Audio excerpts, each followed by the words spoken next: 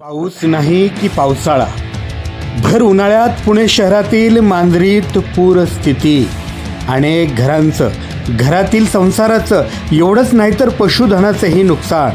प्रशासनाचा गलथानपणा पुन्हा एकदा उघड. पहा घडलंय काय. मांजरीतून वाहणाऱ्या कॅनोलला चक्क भगदाड पडलं. मोठ्या प्रमाणात पाण्याचा विसर्ग झाला. ते पाणी अनेकांच्या घरात शिरलं. अनेकांनी महापुराचा अनुभव घेतला. घरात पाणी शिरलं. संसार उपयोगी साहित्याचं नुकसान झालं. अनेकांनी टाहू फोडला. एवढंच नाही तर पशुधनाचंही नुकसान झाल्याचं सांगण्यात आलं. घटनास्थळी नगरसेवक अजित घुले, नगरसेविका सारिका घुले यांच्यासह मांजरी पोलीस स्टेशनचे वरिष्ठ पोलीस निरीक्षक बाबासाहेब निकम, जलसंपदा महापालिकेचे अधिकारीही पोहोचले. शासकीय पाहणीही झाली. या पाहणीत जलसंपदा विभागाने सांगितलं की कॅनॉलमध्ये टाकण्यात आलेला कचरा, राडारोडा आणि जलपर्णी यामुळं कॅनॉल तुंबला असावा.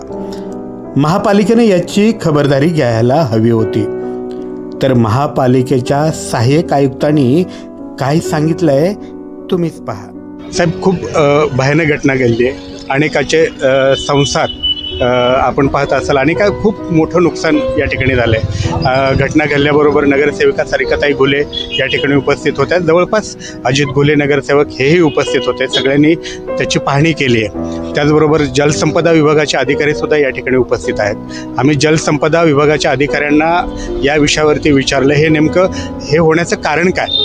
तर त्यांनी सरळ कारण दिलं आहे की इथं झालेली जलपर्णी आहे, त्या जलपर्णीमुळं ते कॅनॉल फुटलेलं आहे असं त्यांचं म्हणणं आहे. म्हणजे मग कॉर्पोरेशन काय करत होती इतके दिवस, एवढी जलपर्णी असेल. गेल्या 9 वर्षामध्ये कधीही काम झालेलं नाही जलपर्णी काढण्याचं. ते काम पुणे महानगरपालिकेने या 1-1.5 महिन्यामध्ये चालू केलं. जसे माननीय सभासद निवडून आलेले आहेत त्यांच्या प्रयत्नातून तो सगळा जलपर्णी काढायचं काम चालू केलेलं आहे. सारिकाताई घुले, अजित घुले म्हणा, अजून बाकीचे इतर माननीय सभासद या भागातले आहेत, त्यांची मागणी होती. त्याच्या अनुषंगाने आपण ते काम चालू केलं. काम व्यवस्थितरित्या काम चालू आहे. आपण काम अपस्ट्रीमवरून चालू केलेलं आहे. डाऊनस्ट्रीमला आपण पूर्वी केलं होतं, पण जेव्हा ते पाणी सोडतंय त्यामुळे ते सारखी जलपर्णी खालच्या बाजूला येते, म्हणून आपण वरून ते काम चालू केलेलं आहे. ते काम आता एक अंतिम टप्प्यात आहे. आणि जलसंपदा विभागाने जेव्हा पाणी सोडलेलं आहे याची पूर्ण कल्पना आम्हाला कोणालाही दिलेली नाही आहे. पाणी किती सोडणार आहे, ॲक्च्युली जर पाणी सोडलं तर त्याची त्यांनी लेवल किती वाढते, काय वाढते त्याचं सुपरविजन त्यांनी करणं अपेक्षित असतं. जसं खडकवासला धरणामधून जर पाणी सोडल्यानंतर लोकांना त्याची आगाऊ सूचना दिली जाते किंवा पाण्याची लेवल ते स्वतः चेक करत असतात आणि त्याप्रमाणे खाली इंटिमेट केलं जातं. जलसंपदा विभागाकडून त्या प्रकारे कुठलीही काळजी घेण्यात आलेली नाही आहे. त्यामुळं महानगरपालिकेचं काम चोख पार पाडलेलं आहे. ह्याच्यामध्ये जलकंदा याचा थोडा हलगर्जीपणा दिसून येतो. थोडक्यात त्यांनी स्पष्ट सांगितलं आम्हाला की जलपर्णी आहे, त्या जलपर्णीमुळं अनेक वेळा ते कंटिन्यू जलपर्णी काढणं आवश्यक असतं. ते केलेलं नाही आहे. त्याची जबाबदारी त्यांची पण आहे. आपण आता असं बोलताना सांगितलं आम्हाला, आत्ताच बोलला गेल्या 8 वर्षापासून काढली नाही, या 1.5 महिन्यात काढली. लोकल बॉडी म्हणून पुणे महानगरपालिका प्रशासन इतक्या दिवस काय करत होतं. प्रशासनानेच ही जलपर्णी आत्ता काढायचा प्रयत्न केलेला आहे. इरिगेशन विभागाकडून कोणताही प्रयत्न झाला नाही. नागरिकांच्या समस्येचा कुठलाही त्यांनी हल केलेला नाही. पुणे महानगरपालिका त्याच्यावर ऍक्ट होते आणि पुणे महानगरपालिकेनेच काम केलेलं आहे. ही चूक कोणाची म्हणाल आपण. इरिगेशन पाणी सोडणं, पाण्याचं लेवल चेक करणं ही जबाबदारी इरिगेशनची असल्याने इरिगेशननी त्याच्यावर मॉनिटरिंग करणं गरजेचं होतं. जलसंपदा विभागानं या घटनेचं खापर महापालिकेच्या नावावर फोडलं. मग महापालिकेचे अधिकारी तरी याला कसे कमी पडतील. आता आपण महापालिका सहाय्यक आयुक्तांचं हे वाक्य पुन्हा एकदा ऐकू. गेल्या 9 वर्षामध्ये कधीही काम झालेलं नाही जलपर्णी काढण्याचं. ते काम पुणे महानगरपालिकेने या 1-1.5 महिन्यामध्ये चालू केलं. जसे माननीय सभासद निवडून आलेले आहेत त्यांच्या प्रयत्नातून तो सगळा जलपर्णी काढायचं काम चालू केलेलं आहे. 9 वर्षामध्ये कधीही काम झालेलं नाही जलपर्णी काढण्याचं. ते काम पुणे महानगरपालिकेने या 1-1.5 महिन्यामध्ये चालू केलं. ऐकलत. हडपसर क्षेत्रीय कार्यालयाच्या सहाय्यक आयुक्तांनीच हे सांगितलं की गेली 9 वर्ष झाली कॅनॉलमधील जलपर्णी काढण्यात आली नाही. हा मी विपर्यास केला नाही, जे आहे ते तुमच्या समोर ठेवतो आहोत. आता आपण आपल्या लोकप्रतिनिधींच्या प्रतिक्रिया जाणून घेऊ. उद्या सगळ्यात महत्त्वाचं म्हणजे आपल्या हिंदू धर्मातला पाडवा हा उद्याचा सण आहे आणि अशा सणाच्या पहिल्या दिवशी असं या ठिकाणी घडतंय. ही पाहणी करण्यासाठी माहिती कळल्याबरोबर प्रभाग क्रमांक 15चे नगरसेवक सन्माननीय अजित घुले साहेब, त्याचबरोबर सारिकाताई घुले या तात्काळ या ठिकाणी या ठिकाणी घटनास्थळी त्यांनी भेट दिलेली आहे. त्या सर्व घरांची पाहणी त्यांनी केलेली आहे. आपण विचारणार आहोत की आता पुढे काय, आबा पुढे काय आता या लोकांचं? आत्ता 6:30 वाजता आम्हाला ह्याची प्राथमिक माहिती मिळाली की असं हा प्रॉब्लेम झालेला आहे. कॅनल मधून पाणी फुटलेलं आहे. कॅनल फुटलेलं आणि त्याचं पाणी घरांमध्ये शिरते, कॅनलच्या कडेच्या घरांमध्ये शिरते. तत्काळ मी खंदारे साहेबांना फोन केला. खंदारे साहेबांनी विद्युत विभागाचे जे शेकटकर मॅडम आहेत, जिथून कॅनलला पाणी येते जॅकवेलमधून, त्या जॅकवेलचे जे मेन अधिकारी आहेत, विद्युत अधिकारी, शेकटकर मॅडमला फोन केला. शेकटकर मॅडमने इरिगेशनच्या अधिकाऱ्यांना केतन कुदळेंना फोन केला आणि केतन कुदळेंनी तात्काळ ती मोटर बंद केली. परंतु हे झालं का ते सुद्धा आपण बघितलं पाहिजे. कॅनलमध्ये जलपर्णी आहे. कॅनलमध्ये जाता येता मांजरीकरांच्या आजूबाजूच्या ज्या वस्ती आहेत, त्या वस्तीतल्या लोकांनी, बाहेरून येणारे व्यावसायिक आहेत, दुसऱ्या बाजूचे व्यावसायिक आहेत, ते रात्रीचे येऊन कॅनलमध्ये कचरा डंप करतात आणि तो कचरा पुढे जाऊन लॉग होऊन त्या कचऱ्यामुळे मागेही पूर परिस्थिती कॅनलमध्ये ही निर्माण झाली.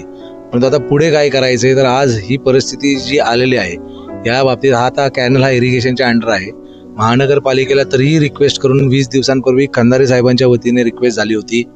परत आम्ही मुख्य खात्याला, ड्रेनेजच्या खात्याला आम्ही विनंती केली होती. त्यांनी त्या अनुषंगाने इथे स्पायडर मशीन आणि कॅनल साफसफाईचं काम 17:30 पासून ते अगदी शेवाळवाडीपर्यंत चालू केलं होतं. त्याच्यामध्ये स्थानिक प्रभाग क्रमांक 15चे SI नानासाहेब गवळी होते. त्याचबरोबर मांजरी गावातले मुकादम नितीन गायकवाड देखील माझ्यासोबत होते आणि DSI शेलार साहेब यांच्या पाहणीमध्ये आपण कॅनल साफसफाई करणं चालू केलं होतं. परंतु आज हे जे पाणी जास्त प्रमाणात सोडण्यात आलं आणि पुढे कचरा लॉगिंग झाल्यामुळं आज कॅनल इथं फुटला आणि कॅनल फुटल्यामुळे या घरांमध्ये पाणी गेले. तर आता याच्यामध्ये इरिगेशन खात्याने आणि महानगरपालिकेने संयुक्तरित्या याचा पंचनामा केला पाहिजे आणि जी काही कायदेशीर सरकारी प्रोसेस असेल तर सरकारी प्रोसेसनुसार पाहणी करून ह्या लोकांचं परत पुनर्वसन केलं पाहिजे, अशी आमची लोकप्रतिनिधीमधून इथे मागणी आहे. आणि ह्याचं पहिलंच स्टेप म्हणून सहाय्यक आयुक्त रवी खंदारे साहेब यांनी या लोकांची आजच्या रात्रीची व्यवस्था त्यांनी जिल्हा परिषद शाळामध्ये, आता महानगरपालिकेची जी शाळा आहे त्या शाळेमध्ये केलेली आहे आणि लगेच तात्काळ त्यांनी जेवणाची देखील त्यांची व्यवस्था त्यांनी आता इथे करून ठेवलेली आहे. आपली ही यंत्रणा जी आहे ही यंत्रणा यायला थोडासा वेळ झाला, कारण का आम्हाला उशिरा कळाल्यामुळे काही लोकांचं म्हणणं आहे की 2-4 वाजल्यापासून हा विषय झाला, परंतु आमच्या कानावरतीच विषय 6:30 वाजता आला. 6:30 वाजता आल्यानंतर सगळ्यात पहिलं रवी खंदारे साहेबांनीच ही यंत्रणा सगळी लावली आणि आपल्याला आता आरोग्य खात्याच्या वतीने तिथे कॅनल जिथे कचरा साफ अडकलेला आहे, लॉगिंग झालेलं आहे, वाका कचरा काढायचं काम तिथे चालू आहे. ते कचरा काढल्यानंतर जिथे आता कॅनल फुटलाय तिथे आपण माती टाकून व्यवस्थित त्याचं आज परत ही घटना घडू नये आणि पुढे जोपर्यंत हे सगळं व्यवस्थित दुरुस्ती होत नाही, कॅनल व्यवस्थित साफ होत नाही, तोपर्यंत जॅकवेलचं पाणी याच्यामध्ये पडणार नाही, याची आपल्याला दक्षता घ्यायची आहे.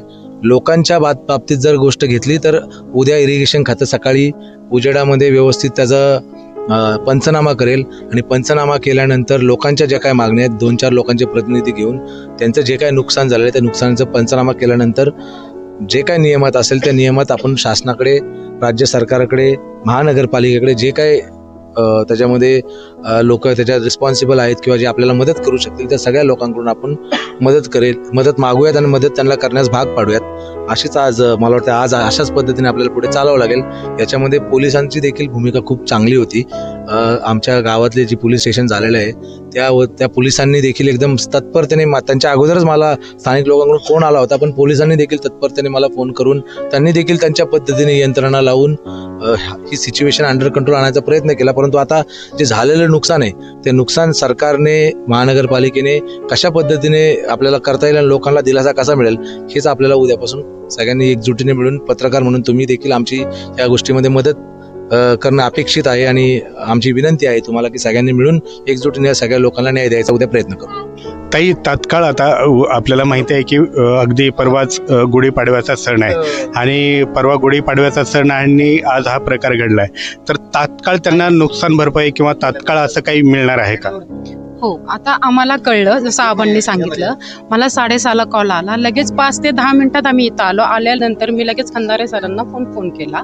बाकीच्या उपायुक्त आहेत ते पण इथे आले आणि लगेच जे पाण्याचा ओव्हरफ्लोअर जो झाला होता तो लगेच अमिताभांनी पण कॉल करून लगेच हा जो ओव्हरफ्लोअर आहे तो लगेच बंद केला आणि लगेच अर्धा पाऊण तासात हे पाणी सुद्धा कमी झालेलं आहे. आता जे त्यांच्या राहण्याची सोय आणि खाण्याची जी सोय आहे तर आपण आत्ता मनपा शाळा आहे आपली गोपाळपट्टीमध्ये, तिथे त्यांची राहण्याची सोय आणि खाण्याची सोय आपण केलेली आहे.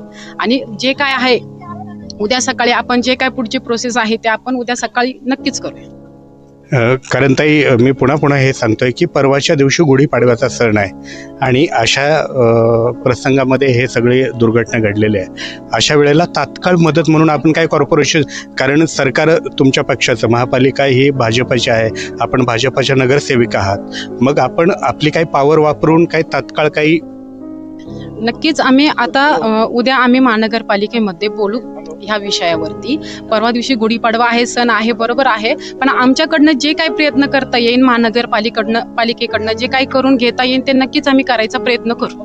या रोखठोक प्रतिक्रिया आपण ऐकल्या आपल्या प्रभागाच्या हितासाठी, किंवा तुम्ही हवं तर असंही समजा की मतदारांची नाराजी नको रे बाबा म्हणून आपले लोकप्रतिनिधी महापालिकेत बोलतील, जाबही विचारतील, पण या आडमुठ्या प्रशासनाचं करायचं काय?